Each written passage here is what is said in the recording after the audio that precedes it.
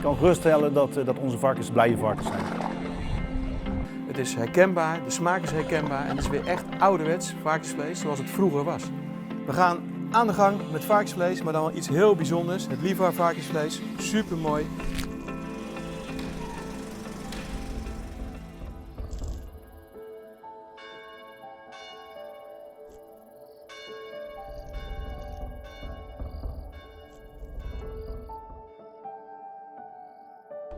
Livar is ontstaan nu bijna 22 jaar geleden door 5 Limburgse boeren die gewoon ook intensieve veehouderij deden, varkenshouders, maar die de schaalvergroting en de ontwikkeling in de branche niet beviel. En destijds onze oprichter Frans de Rond, dat was een van de voortrekkers, die zei van ja, dit is niet goed voor de branche en de ontwikkeling daarvan. Het moet anders. Maar ja, als je denkt het moet anders, dan is nog niet het antwoord gevonden hoe dan. Hij is in die tijd met 4 andere Limburgse collega-boeren naar Zuid-Spanje vertrokken. Daar heeft hij zich ook laten inspireren hoe daar de dieren en de varkens gehouden werden. En nou ja, last but not least, en heel belangrijk, er stond weer varkensvlees op de kaart in de restaurants daar in de buurt. En daar had hij weer varkensvlees met smaak, omdat er weer een mooi vetje in zat. En dat waren wij in Nederland niet meer gewend.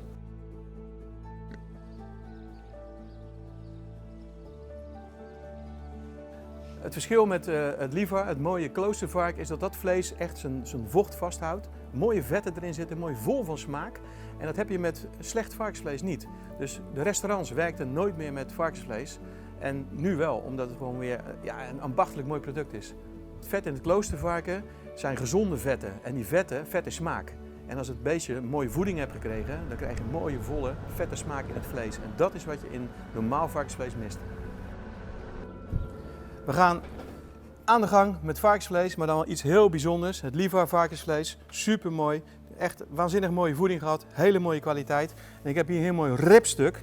En dat ribstuk, dat herken je misschien wel, uiteraard aan de ribben, maar het is een onderdeel van de hele rug. We hebben de ribben, we hebben de haascarbonade, halscarbonade en dit is de ribcarbonade. En als je die snijdt in een enkele plak, dan krijg je natuurlijk die hele mooie tomahawk eigenlijk. En moet je eens kijken, dit is een carbonade, dat zie je gewoon niet meer, dat is zo mooi. En dit is een dubbele, de twin, 2 ribben aan 1 stuk. Fantastisch mooi. En je herkent het misschien wel, die snit, die herken je. Dat is natuurlijk hetzelfde eigenlijk als een côte bœuf. Dan zit ook die rib eraan, haal je hem eraf, dan heb je de rib-eye. Dus dat is eigenlijk dat onderdeel, als je de rib eraf zou halen, dan krijg je mooi die rib-eye. Normaal gesproken worden de staarten van varkens gecoupeerd. Dat gebeurt bij ons niet. Want bij ons hebben de varkens alle rust en ruimte en afleiding voldoende, zodat ze niet in elkaar staart bijten. En daarom hebben ze de krullende staart. En als ze de krullende staart hebben, dan zie je dat we gelukkige varkens hebben. Nou, ik denk dat we allemaal wel eens zijn dat er minder vlees gegeten moet worden. Maar als we vlees eten, moeten we goed vlees eten. Het kloostervarken, Livar, dat is gewoon een eerlijk product. En het mooie is dat die boeren ook weten wat ze krijgen. Ze werken allemaal met hetzelfde principe, ze hebben allemaal dezelfde voeding. Het varken moet het juiste gewicht hebben, dus massaproductie is er niet. Het is gewoon, het beestje krijgt volledige aandacht van het begin tot aan het bord. En dat proef je ook terug in het product.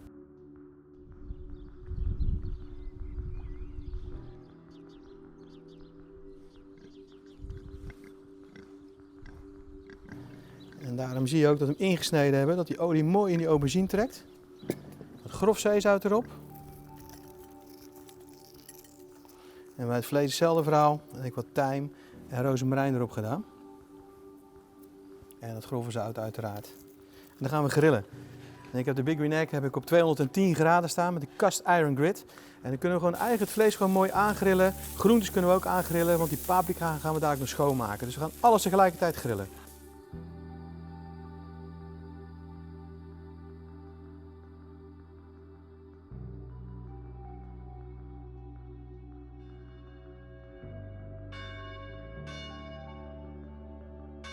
Van oudsher voerden de monniken al de varkens met graan van eigen land.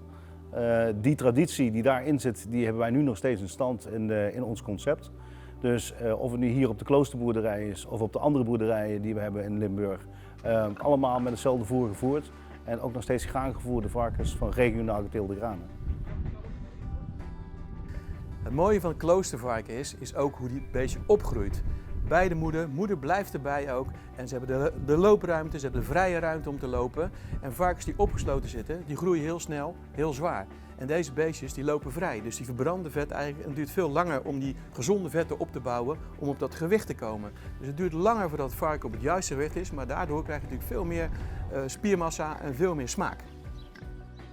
Zo, kijk eens. Hier hebben we dat mooie ribstuk.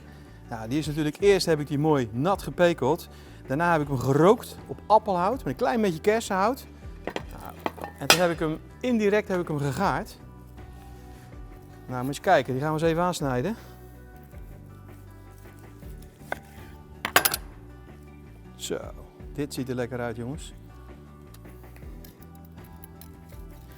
Kijk, en het mooie is, het beestje heeft natuurlijk mooie gezonde vetten, hè? De intermusculaire vetten. Dat vet is juist gezond, hè? En het vet heb je ook nodig voor de smaak. Je ziet hier mooi die rooklaag komen van het vlees. Dat is helemaal mooi doorgegaard. Nou, dit is gewoon echt smullen. Kijk, zo moet varkensvlees ruiken en smaken. Liever is een korte keten.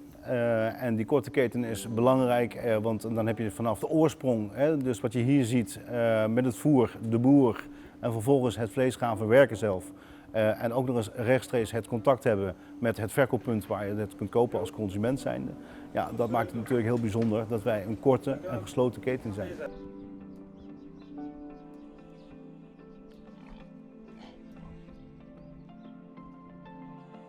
Juist omdat het Lievervarken zo'n goede kwaliteit heeft, zijn er zelfs de mindere delen nog zacht en sappig en goed te bereiden op de Big Wing Neck. Eigenlijk van A tot Z kun je het hele varkentje gewoon bereiden.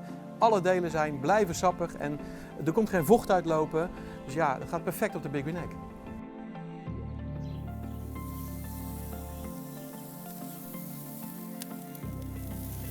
En dan gaan we zo even een gezellig bordje maken.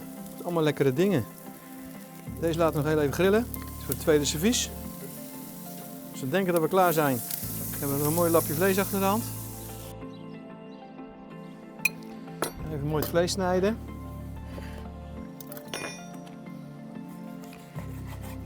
Het bot kunnen we mooi rechtop zetten.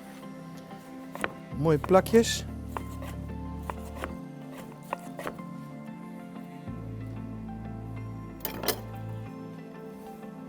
Lekker speels neerleggen. Dan kunnen we mooi die asperges tussendoor.